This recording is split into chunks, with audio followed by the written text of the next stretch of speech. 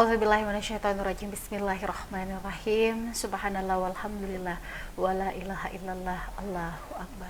Rabbi sahli sadri wa yassirli amri dalam bilisani yafqahu qauli. Dan segala kemuliaan, segala kebaikan tentu saja kita haturkan rasa syukur yang tidak terhingga kepada Allah Subhanahu wa taala yang telah memberikan kita kesempatan untuk kembali bersua dalam program acara Talk Show TV Peduli untuk program acara Komisi Khusus Islami bersama saya Ika Merdeka Sari. Dan kali ini kita akan membahas tentang sebuah tema yang sangat menarik, mengulik tentang pernikahan, yang mana memang salah satu keinginan impian setiap orang untuk bisa memadu kasih bersama orang-orang yang dicintai dalam sebuah pernikahan yang sakinah mawaddah warahmah. Tapi tunggu dulu, karena kita akan mendapatkan banyak sekali ilmu dari Bapak Ustadz Haji Muhammad Said SAG seputar rukun dan syarat sahnya pernikahan. Assalamualaikum Pak Ustadz. Waalaikumsalam warahmatullahi wabarakatuh. Baik, nah kita tadi membahas tentang pernikahan. Nah ini soal rukun dan syarat sahnya pernikahan. Langsung saja Pak Ustadz, silakan. Iya. Bismillahirrahmanirrahim. Assalamualaikum warahmatullahi wabarakatuh. Alhamdulillahi nahmaduhu wa nasta'inuhu wa nastaghfiruhu wa na'udzu billahi min sururi anfusina wa min sayyiati a'malina. May yahdihillahu fala mudilla lahu wa may yudlil fala hadiya lahu. Asyhadu an la ilaha illallah wahdahu la syarika lahu wa asyhadu anna sayyidana Muhammadan abduhu wa rasuluh. Allahumma salli ala sayyidina Muhammadin wa ala alihi wa ashabihi ajmain. Ini mukaddimah ketika orang mau menikah. Benar-benar. Ini pembicaraan bapak-bapak, ibu-ibu yang ada di rumah. Pada kesempatan ini saya diberi amanah untuk memaparkan syarat dan rukun pernikahan, yang mana pembicaraan pernikahan ini sejak kejadian manusia Adam dan Hawa ini tak akan berhenti dibicarakan dan tidak akan bosan-bosannya orang membahasnya. Dan sepanjang ada manusia hidup di dunia ini, pembahasan ini akan tetap berlangsung dan pelaksanaan ini akan berlangsung pula. Ini sangat menarik bagi semua orang. Jangankan yang bujang, yang sudah menikah saja kalau berbicara masalah pernikahan menarik juga. Orang senang karena kenapa? Fitrah manusia, suina linnasi hubbus sahawati minan nisa. Itu persoalannya bukan pernikahannya yang di sini hubbus sahawati. Kita diberi syahwat, nafsu di sini sampai di mana kita bisa mengendalikan syahwat kita dan menempatkannya pada hal yang benar, termasuk di dalam pelaksanaan akad nikah ini. Berawal pembicaraan pernikahan itu biasanya ketika ada orang mau menikah, ada orang senang, maka dalam acara adat kita ada namanya adat memanuk-manuk. Ada kita mendatangi orang atau istilahnya menanyakan, atau bisa juga dalam arti kata meminang. Menanyakan si gadis, menanyakan seseorang itu apakah sudah ada yang pinang atau tidak. Itu. Setelah itu berlanjut, kalau memang belum ada yang pinang, maka terjadilah pinangan ketika itu dan akan berlanjut dengan sesi berikutnya, yakni ada nama mapetu ada. Mapetu ada, dilanjutkan penentuan hari dan penentuan uang belanja atau uang panai. Ketika ini pembicaraan di sinilah berawal pembahasan pernikahan kepada seseorang tersebut untuk mendapatkan jodohnya. Di dalam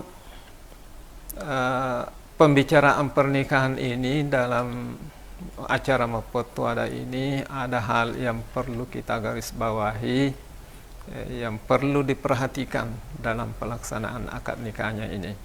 Karena kita kadang dalam pelaksanaan mapettuada ini biasa yang diperhatikan hanya hari hanya, uang naiknya, segala dan propertinya. iya. Kita melupakan satu hal, yaitu syarat dan rukun nikah. Dan itu yang terpenting.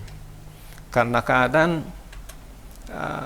dalam mapettuada ini dilupakan baik status laki-laki itu, karena yang terpenting kalau laki-laki itu adalah statusnya. Yang kedua, kadang kita lupakan membicarakan wanita itu ada awali atau tidak. Karena yang terpenting bagi wanita itu adalah walinya. Jangan ini menjadi urusan nanti setelah menjelang hari pernikahan baru diurus. Iya. Baru ketahuan status laki-lakinya, baru ketahuan, baru dicari walinya. Padahal waktu sudah mepet untuk dilaksanakan pernikahan dalam acara mapettuada tersebut. Kadang mapettuadanya setengah bulan sebelum akad nikah. Sibuk mengurus undangan. Siapa yang mau diundang, siapa yang ada. Tiba saatnya, ya mungkin ya masih untung kalau ada 10 hari sebelum akad nikah baru diurus semua administrasinya. Ya masih untung. Ada yang sudah tinggal 3 hari, bahkan ada yang mengatakan kapan menikahnya, besok Pak.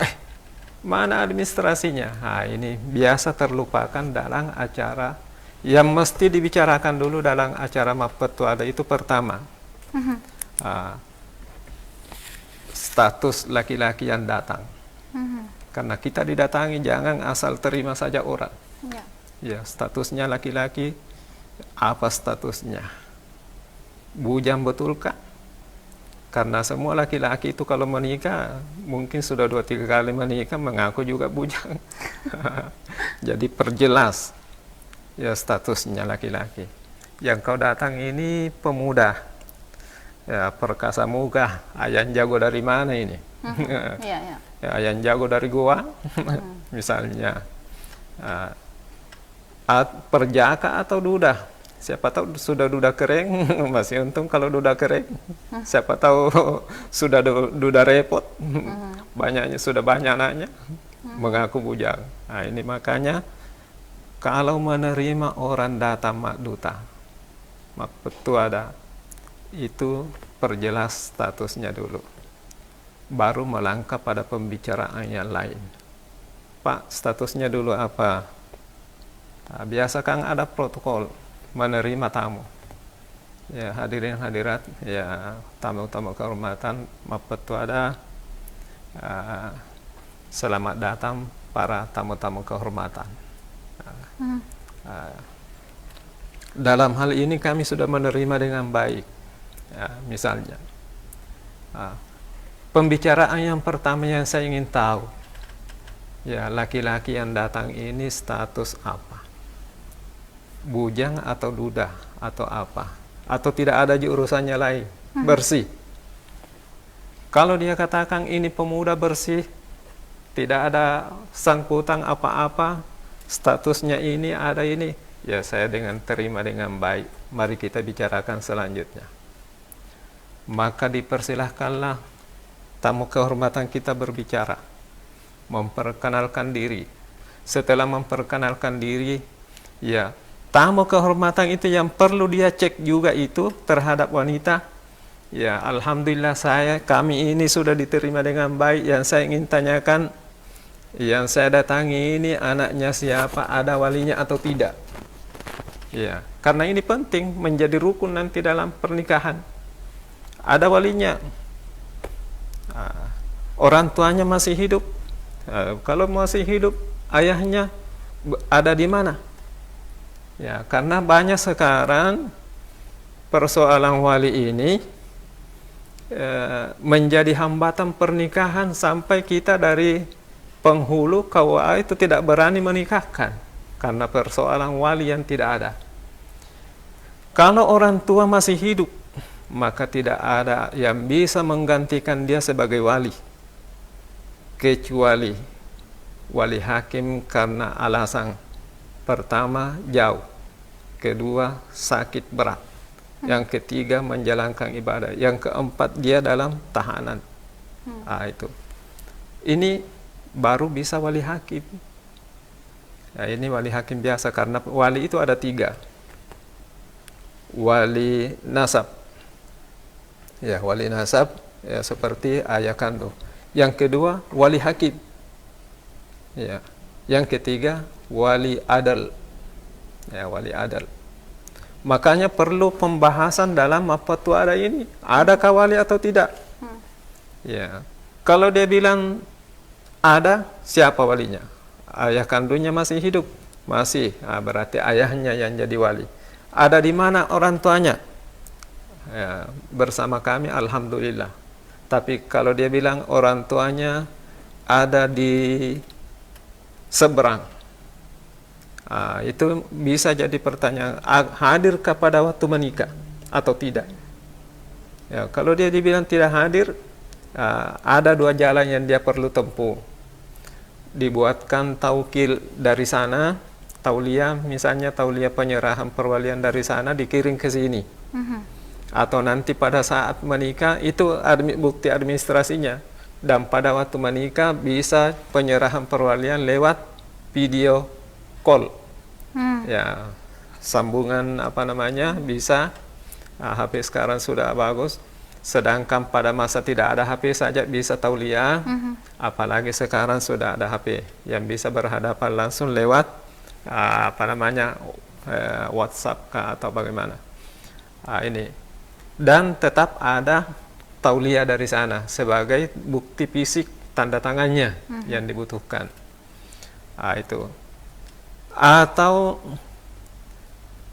kedua yang ditempuh, kalau orang tuanya tidak siap hadir, maka bikinlah permohonan wali hakim terhadap KUA.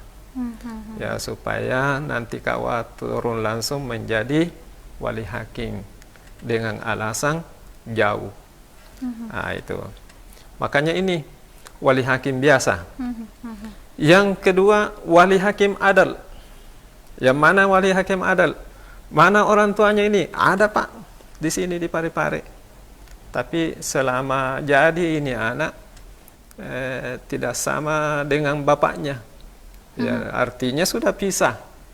Antara ibu dengan bapak sudah pisah.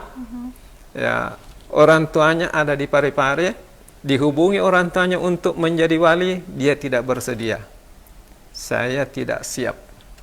Kenapa? Ya, wallahu alam. Yang jelasnya wali tidak siap dan ada di Parepare. Itu tidak. Ya, biasa ada yang menjawab, Pak, ada di saudaraku, ada di pamanku, ada di kakekku, ada. Yang jelasnya orang tua masih hidup dan ada, itu tidak ada yang bisa menggantikan, namanya wali nasab mujbir, berhak memaksa. Jadi tidak siap menjadi wali, itulah namanya adal.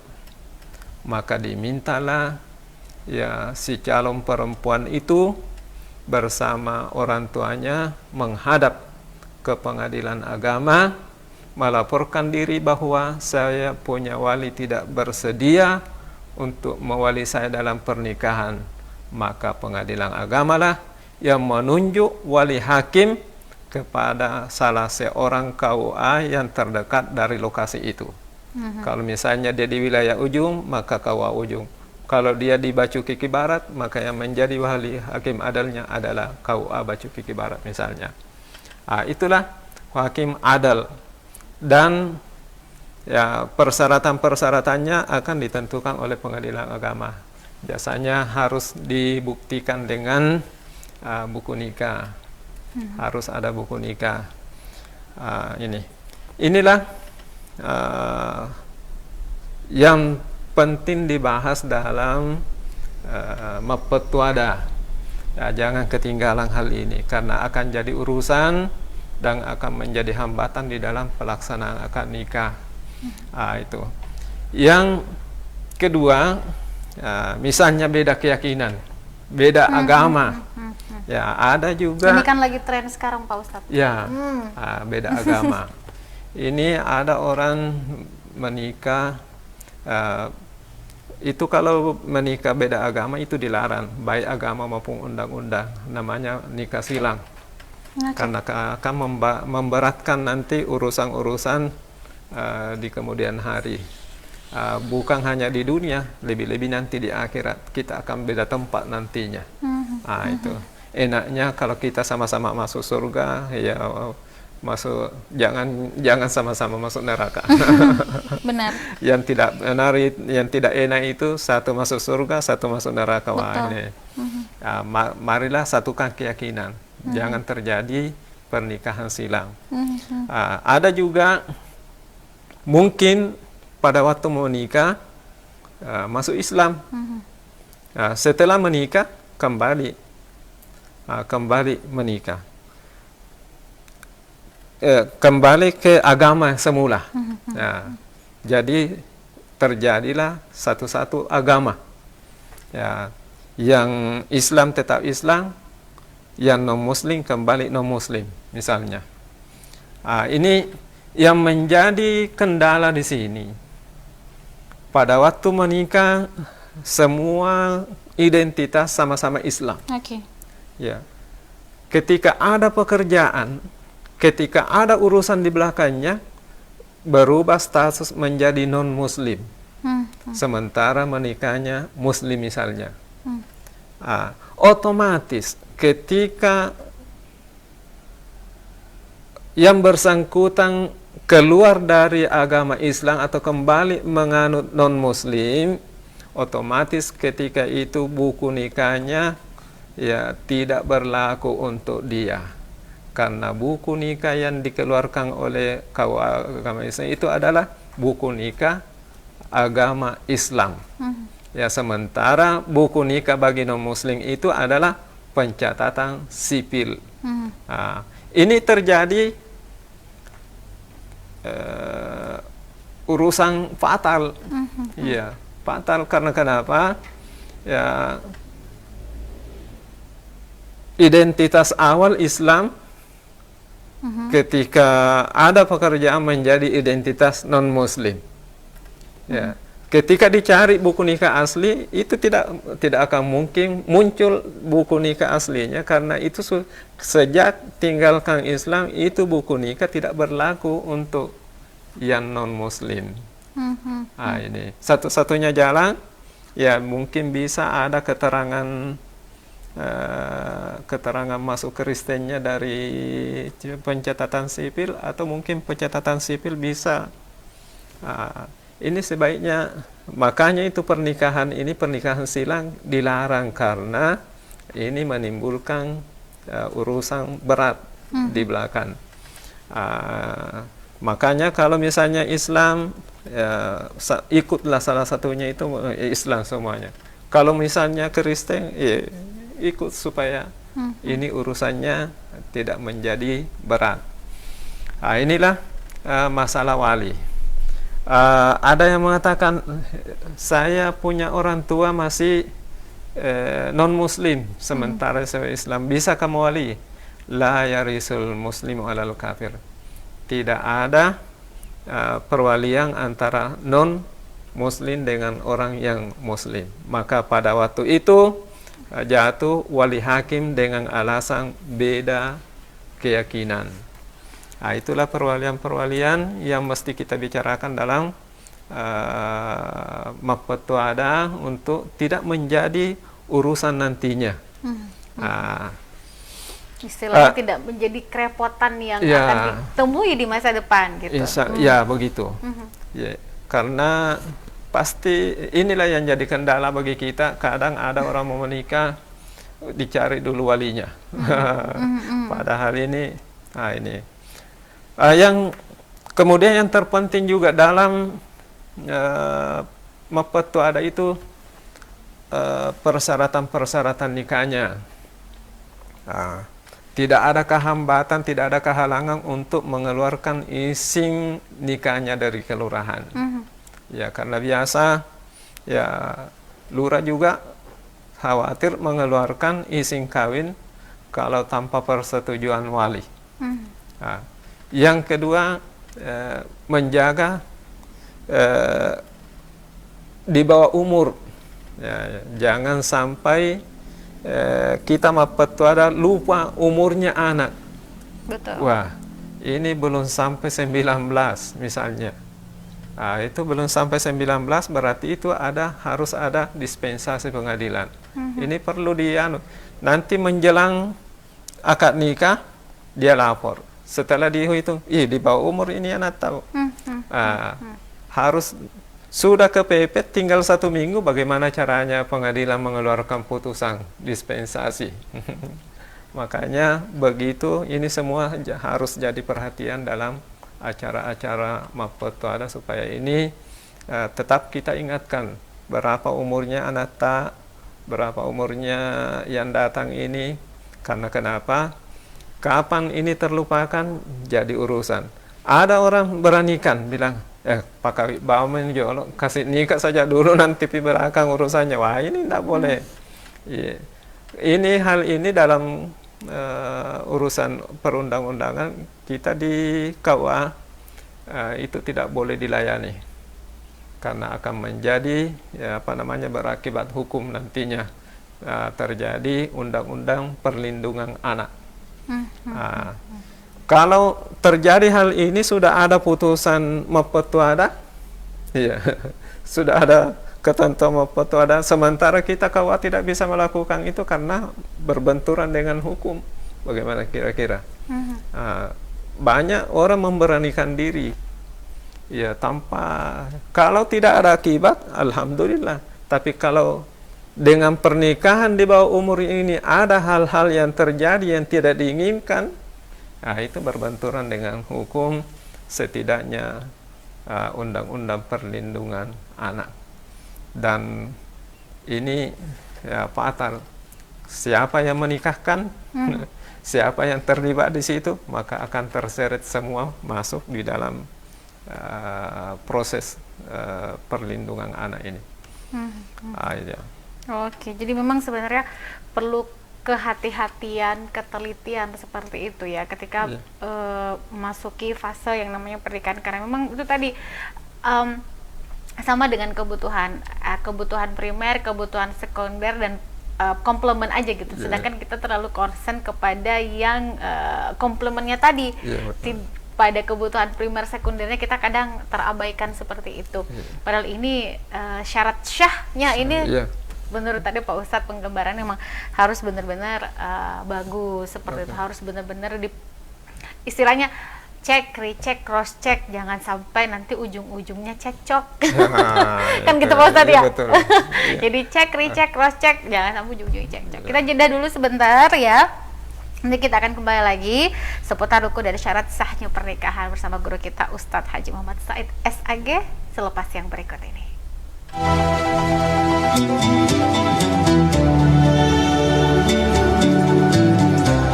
Bismillahirrahmanirrahim. Assalamualaikum warahmatullahi wabarakatuh.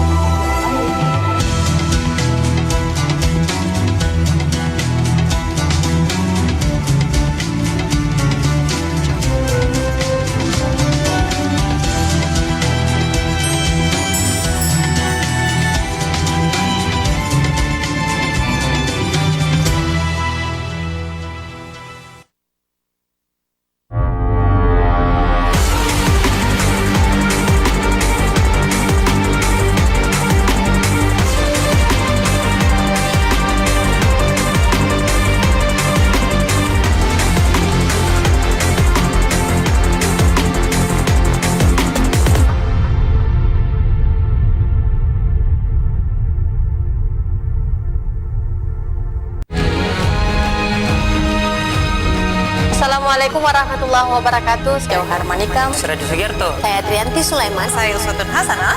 Hadir di layar televisi Anda dengan suguhan informasi yang telah dirangkum tim redaksi kami. Kita mulai News Update selengkapnya. Telah hadir di kota B.J. Habibie, pusat jajanan dan oleh-oleh khas Parepare. Dapatkan aneka jajanan, aksesoris yang unik, souvenir, serta berbagai busana menarik yang didesain langsung oleh Ibu Haja Erna Rashid Taufan. Bagi Anda yang berkunjung ke kota Parepare, kurang lengkap rasanya jika Anda belum berkunjung ke pusat jajanan oleh-oleh khas Parepare. Semua tersedia di Balai Ainun Habibie.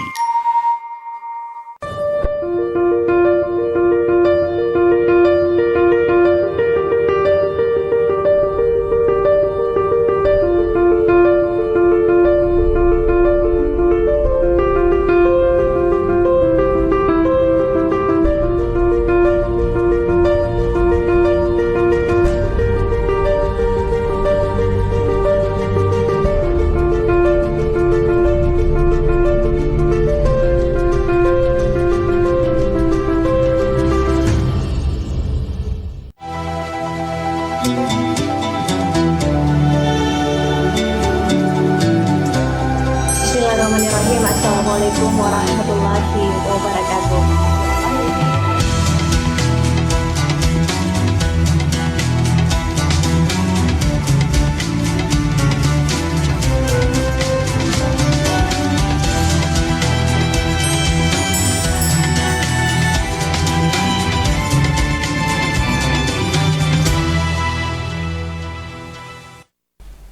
Baik, saudara pemirsa yang dirahmati oleh Allah, terima kasih masih bersama kami. Ini menarik sekali, apalagi ini tidak lama, ini udah banyak lagi prosesi pernikahan, dan bulan depan itu masuk lagi kita pada hari raya Idul Kurban atau Idul Adha, dan biasanya identik banyak sekali pernikahan setelahnya. Betul. Kita sering partner Pak Ustadz ya. Ika yang pandu, Pak Ustadz yang menikahkan gitu. Jadi alhamdulillah rezeki banyak sekali ini setelah Idul Adha, insya Allah di Jumat Berkah ya, makin banyak rezeki-rezeki yang baik itu. Dan ini kembali mungkin mengingatkan di segmen terakhir ini Pak Ustadz, untuk betul-betul selektif, betul-betul mempersiapkan dengan baik, jangan sampai dadakan seperti itu, karena memang banyak sekali instrumen atau mekanisme yang harus dan akan dilengkapi sebelum hari raya, atau mungkin hari raya lagi, hari pernikahannya seperti itu. Silakan Pak Ustadz, silakan Tabe. Persiapan kita ini, maka di sini saya sampaikan setelah sempurna sudah dalam acara Mapetwada itu, maka yang perlu diperhatikan adalah persyaratan nikahnya. Sekarang ada namanya diperhatikan itu adalah binwin atau susjatinnya. Oke. Itu dan yang bersangkutan diharapkan melapor langsung ke KUA supaya Jatin itu, calon pengantin itu, tidak bertanya-tanya lagi di mana KUA-nya. Harus langsung menghadap supaya KUA-nya dilihat, dan akan mendapat arahan langsung dari staf pendaftaran nikah. Dikasih jadwal kapan kursus calon pengantinnya. Itu. Kemudian persyaratan yang perlu dipersiapkan, pertama KTP, fotokopi KTP, baik calon pengantin, orang tua, wali, dan saksi-saksinya. 2 saksi laki-laki itu harus lengkap fotokopi KTP-nya. Yang kemudian ijazah, ijazah untuk mencocokkan nama dengan buku nikah, dan kartu keluarga untuk mengetahui identitas yang sebenarnya calon pengantin. Itu kakak. Kemudian pas fotonya, pas fotonya Kalau kita di Parepare ini rata-rata pakai latar biru, dan itu harus perempuannya berjilbab dan laki-lakinya pakai kopiah. Itu dipersiapkan dengan baik, dilengkapi dengan bagus, baru diantar langsung ke KUA atau mengambil belangko dulu di KUA untuk ditandatangani lurah setempat. Setelah ditandatangani oleh lurah, berkas laki-laki dan berkas perempuan disatukan di calon mempelai wanita. Nanti calon mempelai wanita mengantarkan langsung ke kantor KUA sesuai dengan domisilinya. Ini. Selain itu, setelah tadi lengkap, ya, menghadap ke KUA, nanti di situ mendapat arahan termasuk pemeriksaan kesehatan. Yang kemudian setelah diperiksa semua administrasinya ini, ya lengkap, jangan karena biasa ada tidak sesuai dengan yang diminta, yang dia masukkan, katanya saksi fotokopi KTP perempuan. Itu tidak boleh, harus 2 saksi laki-laki yang mudah hadir pada waktu pernikahan, ataukah kasih saja anggotanya Pak Imam yang menjadi saksi pegawai syarat di masjid terdekat dari rumah. Itu supaya saksinya itu lebih berkah dan tidak susah dicari. Ya, kalau yang menikahkan adalah walinya bisa, atau penyerahan perwalian kepada penghulu bisa, penyerahan perwalian kepada Pak Imam bisa. Yang jelasnya, wali ini jangan sama sekali direkayasa, karena menentukan sah tidaknya pernikahan itu adalah wali. Ya, wali. Ini makanya pernikahan itu ada 3 juga. Pernikahan normal, ya, pernikahan dipaksa, dan pernikahan terpaksa. Normal, dipaksa, terpaksa. Jadi ada 3. Normal saja ini rumit urusannya, apalagi yang dipaksa, lebih-lebih yang terpaksa.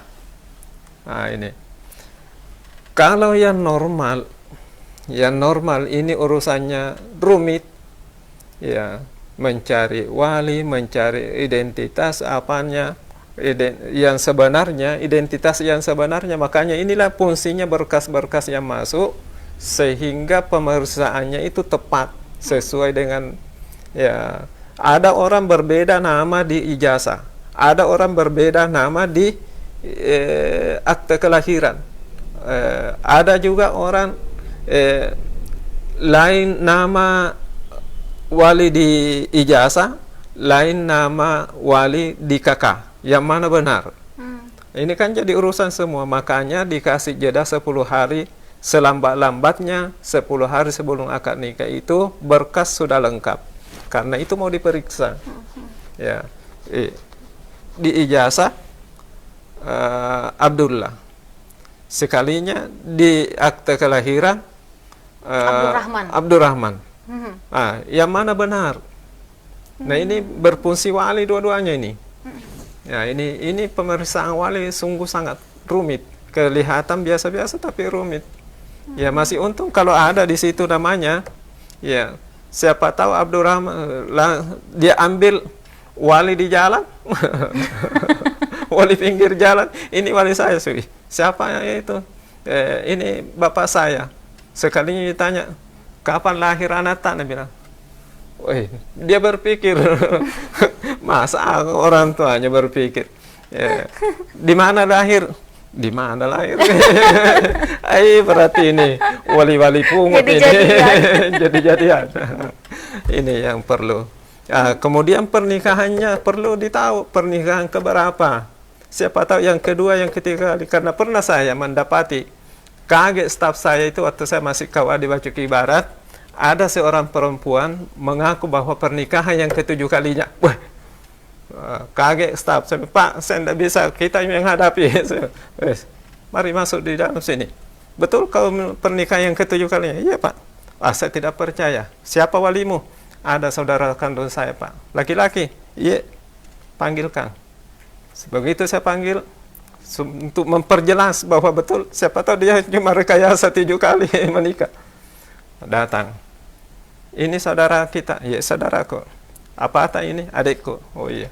Di mana tempat saya di sini di Parepare. Tidak usah yang jelasnya Bapak Ibu yang kebetulan dengar ini dan lihat orangnya masih, siapa tahu masih ada orangnya di Parepare. Mohon maaf saya angkat ini sebagai bahan.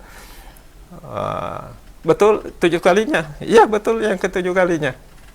Suaminya yang pertama tolong disebutkan namanya. Yang pertama ini sampai 7, sampai yang ke-7 ini, ke-6. Yang ke-7 ini. Jadi ini pernikahan yang ke-8? Itu yang ke-7. Oke. Saya bilang, "Weh, ini mantan suaminya semua di mana, Pak?" Kata, "Semuanya mati." Wih, astagfirullah.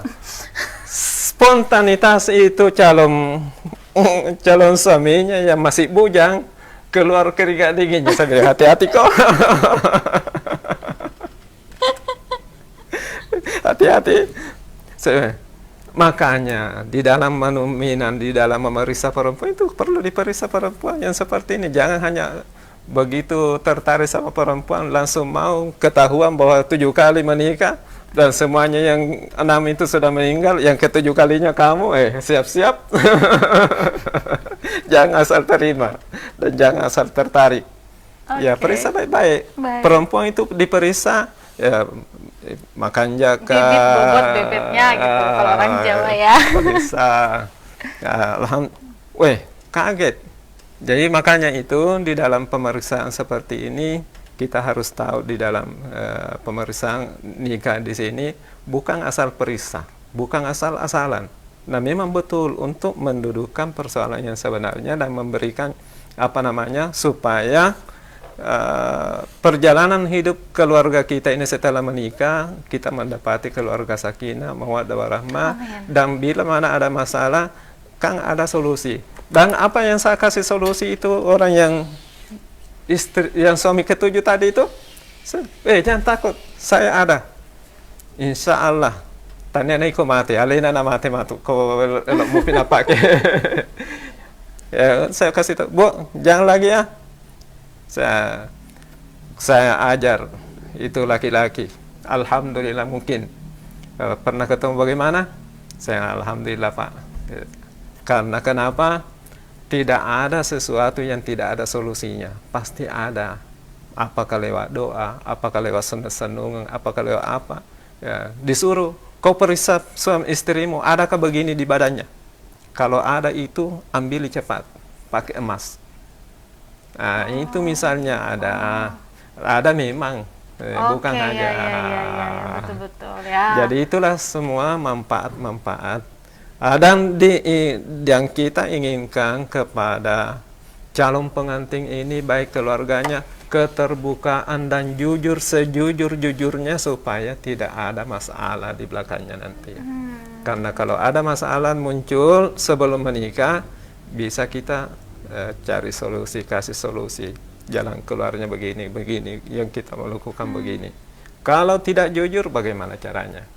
Begitu timbul masalah begini Pak begini apa yang mau dikatakan? Karena kita yang tidak jujur, seandainya dari awal kita bilang dicari bagaimana jalan keluarnya biar baik semuanya. Ya, baik, wah Masya Allah ini cerita penutup dari Pak Ustadz ini luar biasa ya, karena memang ya seperti itu, mending di awal kita terbuka seperti apa supaya seiring berjalannya waktu tidak muncul satu persatu persoalan itu. Meskipun memang selama kita hidup pasti akan ada polemik, akan ada riak-riak, lika-liku, itu sudah sedemikian lah selama kita masih ada di dunia ini, karena jangan kita meninggal pun pasti ada masalah kalau misalnya tidak selesai di dunia kan begitu.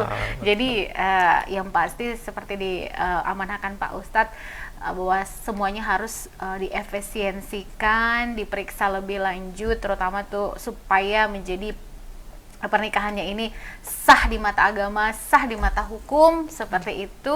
Dan yang paling utama kita doakan bersama bagi calon pengantin yang sudah mempersiapkan diri, kita doakan semoga dilancarkan sampai hari haya, dan semoga saja dilimpahi kebahagiaan dunia akhirat, sakinah mawaddah warahmah, amin, insyaallah. Ya, kebahagiaan senantiasa tercurah bukan hanya kepada sepasang pengantin tapi juga kepada dua keluarga besar. Betul. Nah, ini penting sekali karena yang menikah bukan cuma si A si B tapi orang tuanya juga ikut nikah. Gitu, keluarganya juga ikut nikah kan, kayak gitu. Jadi kalau misalnya ada masalah karena kedua orang keluarga besar sudah kompak, justru malah ketika riak-riak muncul keluarganya yang ikut ambil bagian untuk masing-masing memperbaiki gitu. Baik, terima kasih Pak Ustadz sudah hadir bersama kita, ceritanya menarik sekali.